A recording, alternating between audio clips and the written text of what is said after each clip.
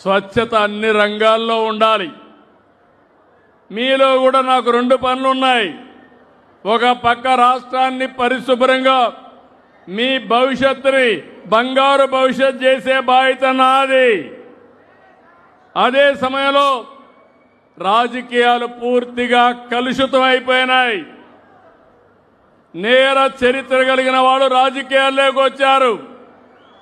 మొత్తం ప్రజల ఆస్తుల్ని కబ్జా చేసే పరిస్థితికి వచ్చారు. మీ ఆరోగ్యాన్ని కూడా లెక్క పెట్టుకోకుండా మీకు కీడు చేసే నాయకులు వచ్చారు. మీ ఇంట్లో చెత్త ఏ విధంగా అయితే క్లీన్ చేస్తున్నారో రాజకీయాల్లో ఈ మలినాన్ని కూడా శుభ్రం చేసే బాధ్యత మీ అందరిపైన ఉందని చెప్పి మరొకసారి విజ్ఞప్తి చేస్తున్నా.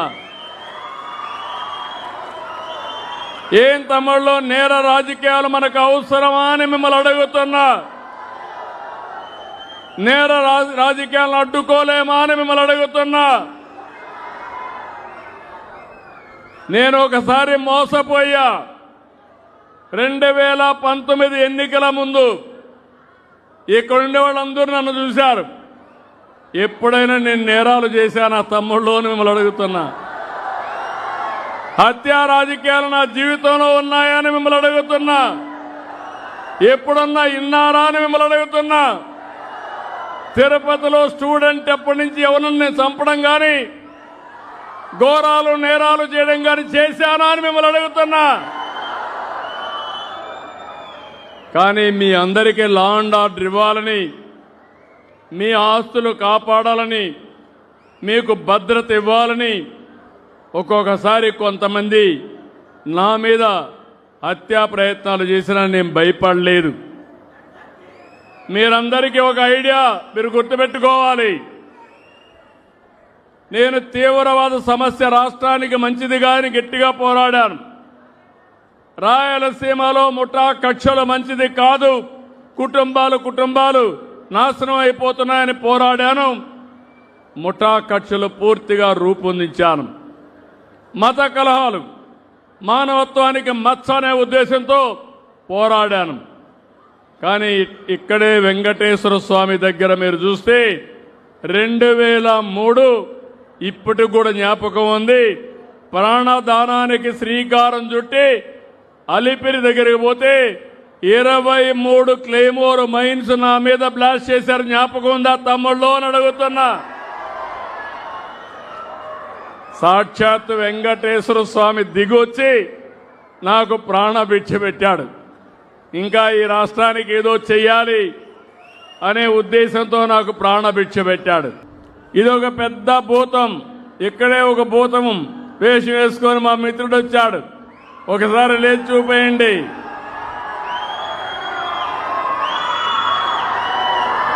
ఇదే ప్లాస్టిక్ భూతం. ఏ తమ్ముళ్ళు, ఆ ప్లాస్టిక్ భూతానికి మీరందరూ కూడా బలైపోతారా అని మిమ్మల్ని అడుగుతున్నా.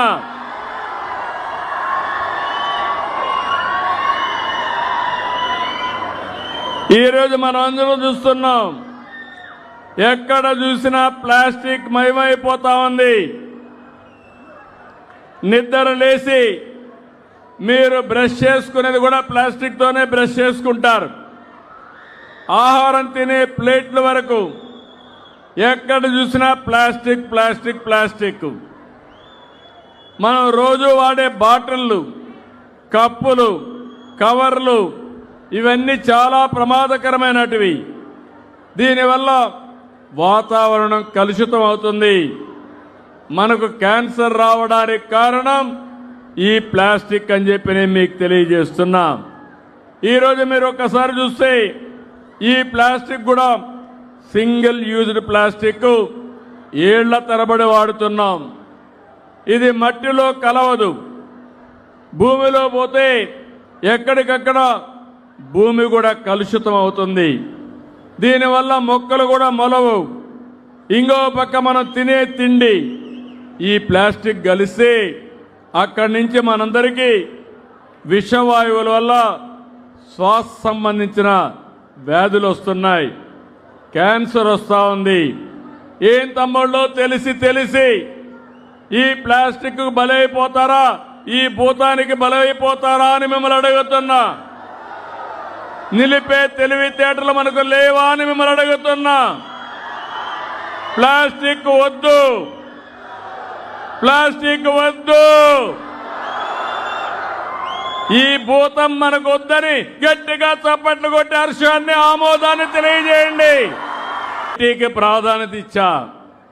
ఇప్పుడు క్వాంటమ్ వ్యాలీ ద్వారా ఆంధ్రప్రదేశ్లో ఆర్టిఫిషియల్ ఇంటెలిజెన్స్ కి ప్రాధాన్యత ఇస్తున్నానని చెప్పి కూడా నేను మీకు తెలియజేస్తున్నా. మా పిల్లలు ఆలోచించాలి. పిల్లలు, మీరు తెలివైన పిల్లలు. క్వాంటమ్ వ్యాలీకి అల్గరిథమ్స్ రాయాలి మీరందరూ. ఇక్కడే తిరుపతిలోనే ఐఐటి తెచ్చాను నేనే. ఆ రోజు కేంద్రం చెప్పి ఐఐటి ఇస్తే తిరుపతిలో పెట్టించాం. ఐజర్ తిరుపతిలో ఉంది. నేను కూడా వెంకటేశ్వర యూనివర్సిటీలోనే చదువుకున్నాను. దానికంటే మెరుగైన యూనివర్సిటీలు వచ్చాయి ఇప్పటికి. చదువుకుంటారా పిల్లలు అని మిమ్మల్ని అడుగుతున్నా.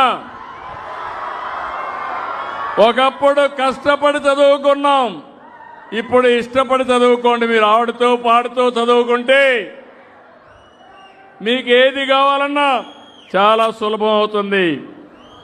ఒక పక్క క్వాంటమ్ వ్యాలీ కంప్యూటరైజేషన్కి, ఇంకో పక్క మీరు ఆలోచిస్తే hydrogen, green hydrogen valley current కోసం కూడా తీసుకొస్తున్నాం. దీనివల్ల గ్రీన్ అమోనియా, గ్రీన్ హైడ్రోజన్ ఇవన్నీ తయారు చేసి ఎన్విరాన్మెంట్ సస్టైనబిలిటీ కోసం మనం ముందుకు పోయే పరిస్థితి వస్తుంది. ఈరోజు టెక్నాలజీలో మీరందరూ చూస్తూ ఉంటే, నేను మొన్ననే వాట్సాప్ గవర్నెన్స్ తీసుకొచ్చాను. ఎవ్వరు కూడా, ఒకప్పుడు పిల్లలందరూ కూడా మీ యొక్క పరీక్షల్లో రిజల్ట్స్ రావాలంటే నేరుగా ఆఫీసుకు పోయి అవస్థపడేవాళ్ళు. రిజల్ట్స్ పబ్లిసైజ్ చేసిన ఒక్క నిమిషంలో మీ వాట్సాప్లో మీకు మెసేజ్ వచ్చే పరిస్థితి తీసుకొచ్చాం. ఆగస్టు 15కి రాష్ట్రంలో 700 సర్వీసులన్నీ కూడా వాట్సాప్లో ఇచ్చే బాధ్యత తీసుకుంటున్నాను. ఇంకో పక్క అవేర్ ద్వారా 42 పారామీటర్స్, ఎక్కడ వర్షం పడుతుంది, ఎప్పుడు వర్షం పడుతుంది, ఎంత వర్షం పడుతుంది, ఎక్కడ పిడుగులు పడతాయి, ఎక్కడ మీరు జాగ్రత్తగా ఉండాలి, ఎక్కడ ఎక్కువ ఎండ ఉంటుంది, అలాంటప్పుడు ఎక్కడన్నా సన్ స్ట్రోక్ ఇవన్నీ వస్తే ముందే సమాచారం చేరవేసేట్టుగా 42 పారామీటర్స్ ఇన్ఫర్మేషన్ని మీకోసం అధికార యంత్రాంగానికి కూడా ఇస్తున్నానని చెప్పి కూడా మీకు తెలియజేస్తున్నా. ఇలాంటివన్నీ చేసి మనం ముందుకు పోగలిగితే ఈ రాష్ట్రంలో మనకు తిరుగుండదు, ఎదురుండదని చెప్పి కూడా నేను మీకు తెలియజేస్తున్నా. ఈరోజు మీరు చూస్తే door to door collection Delhi అయితే 99% ఉంది. మనం ఇంకా బాగా ఇంప్రూవ్ కావాలి. 68% ఉన్నాం.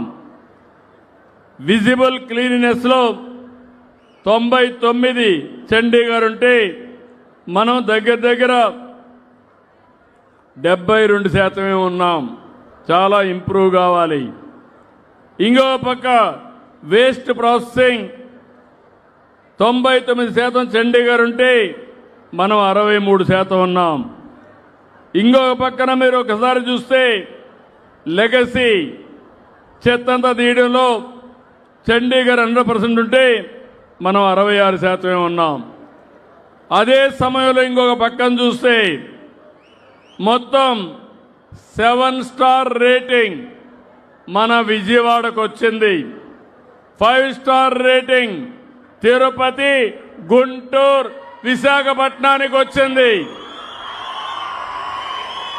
3 స్టార్ రేటింగ్ రాజమండ్రికి వచ్చింది. ఇంకో పక్క 1 స్టార్ రేటింగ్ 14 మున్సిపాలిటీలకు వచ్చింది. 1 స్టార్ రేటింగ్ ఉండేవాళ్ళు పైకి పోవాలి. తిరుపతి 5 స్టార్ రేటింగ్ ఉండే తిరుపతి రాబోయే సంవత్సరంలో 7 స్టార్కి వెళ్ళాలి. ఆ తర్వాత 9 స్టార్కి వెళ్ళాలి. ఎంత మనం ముందుకెదగలిగితే అంత ముందుకెళ్ళి మన ఇల్లు ఎట్లయితే అద్దంలాగా పెట్టుకుంటామో మన రోడ్లు కూడా అద్దంలాగా పెట్టుకునే బాధ్యత మన అందరిది. అవునా కాదా? తమ్ముళ్ళు, ఒక స్వచ్ఛ భారతే కాదు, స్వచ్ఛ ఆంధ్రప్రదేశే కాదు,